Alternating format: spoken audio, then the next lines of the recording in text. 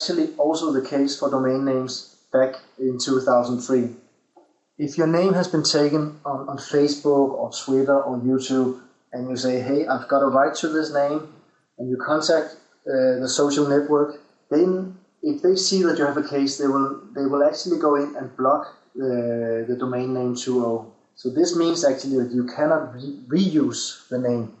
Now, even if you've won the case, then you have to find another name if you decide that you want to do something on Facebook or Twitter or any other network. So in this case, this was actually Howard Stringer's Twitter name, which was taken, and he's the executive of Sony. And if you go into twitter.com/Howard Stringer, you will actually see this URL, twitter.com/suspended.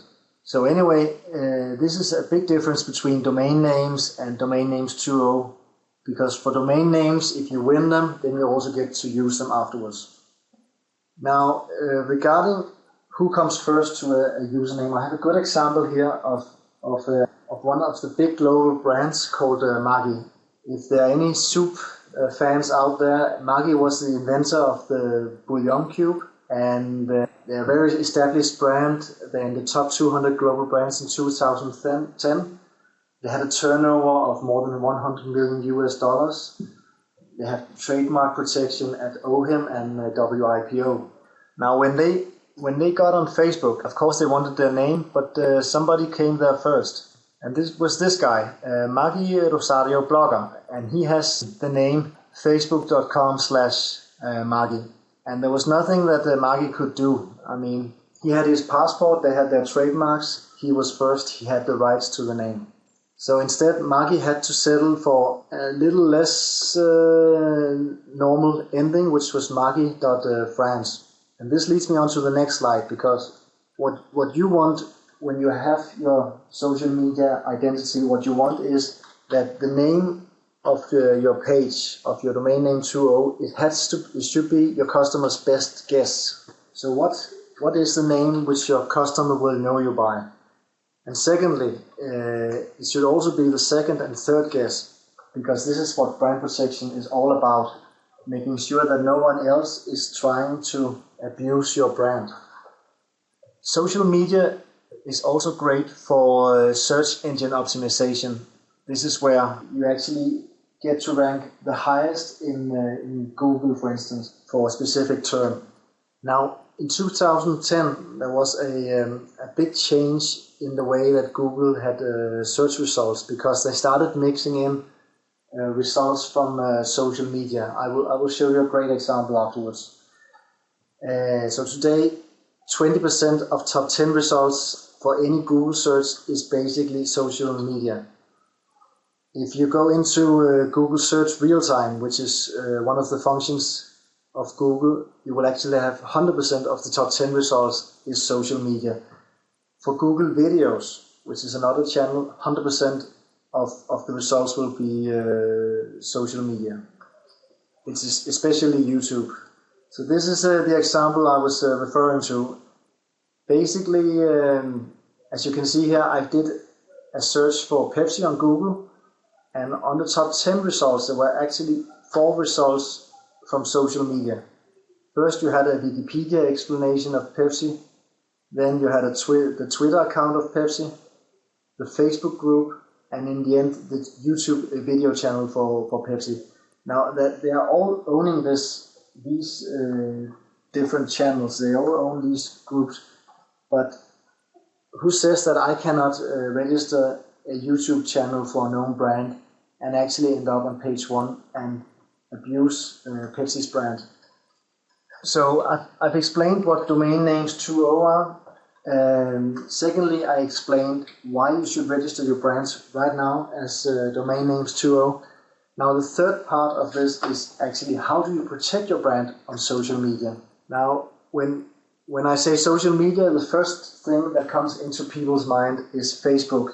And of course, with 600 million users, it's the largest social network in the world. But Facebook is only the tip of the iceberg.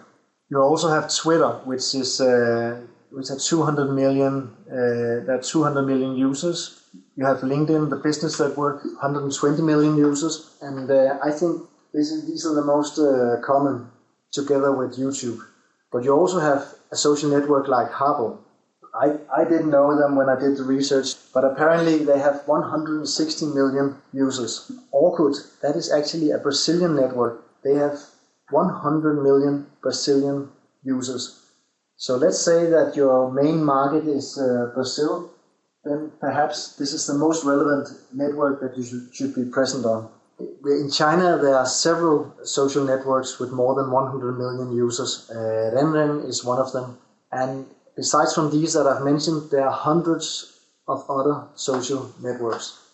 So the important is here, of course, to say, okay, which ones are the biggest ones, and then which ones are the ones in our main geographic markets. But also there are special networks for particular businesses. And you have, for instance, you have social networks for health, you have them for business networking, education, and in the next example I did a research for social networks in the travel sector. Now here I've included some different networks like Travelers Point, TripAdvisor, On the Road, and these have literally millions of users who are focused on traveling. So it's a great place to be if you are in the travel industry. Of course, it also means at the same time that they know your brand, and it is easier for somebody to register your domain name before you do it. So you have to be aware of specific networks in your line of business. So what is the strategy actually? I mean, it's quite easy because it's the same strategy as for normal domain names. You have to be proactive, not reactive. And in the case of domain names 2.0, because of the legislation, you have to be more proactive than with domain names. You have to identify the social networks in your area of business. You have to react early if you see a trademark infringement. It could be that somebody also has a right to your name, somebody else has taken your name, but they haven't abused your brand in any way. If you are Gucci and this site suddenly sells Gucci bags, then you should go in and contact the social network and say there has been an infringement of my brand and I want this closed down. And last but not least, you should use contact details, which will also work 5 years from now. So I suggest that you have a specific email address for your social media network profiles, and it should also exist if the employee who's handling social media is leaving the company one day.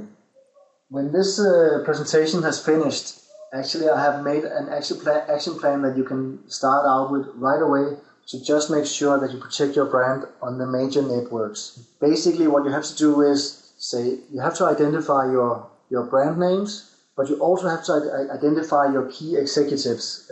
This is especially for Twitter, where we see a lot of stolen identities. So if you have a very prolific key executive who is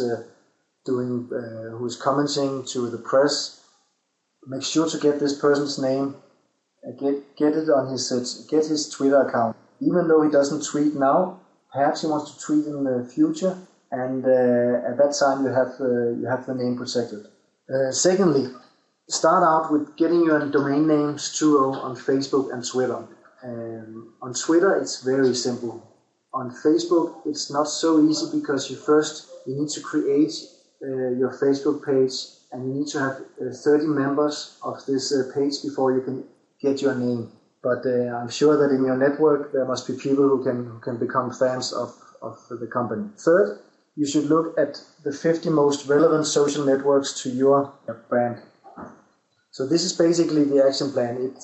I'm sure it would take half a day to do this, but then you have your brand protected on social media. Now, if you want to, we can also help you.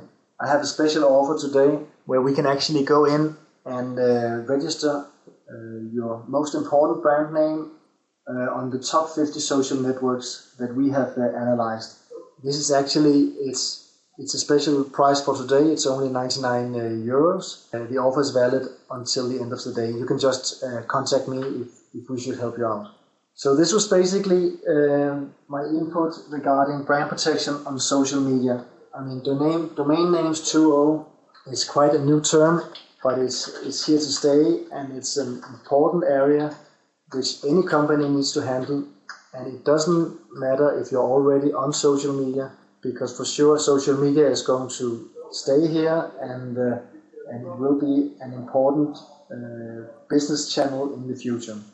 If you have any questions, please don't hesitate to ask them. There is a chat function to the left where you can insert your question. And of course, also if you have a question later, you can just write me an email, and I will be happy to answer it. This presentation is of course about brand protection, but I don't know if you're also handling marketing. It could especially be a very interesting way to get new clients for you to focus on social media. I mean, it is amazing how many search results in Google are actually from social media. So I mean, you could actually, if you did a video and made a YouTube channel today, well, perhaps it could be in the top results tomorrow for your potential clients to see it.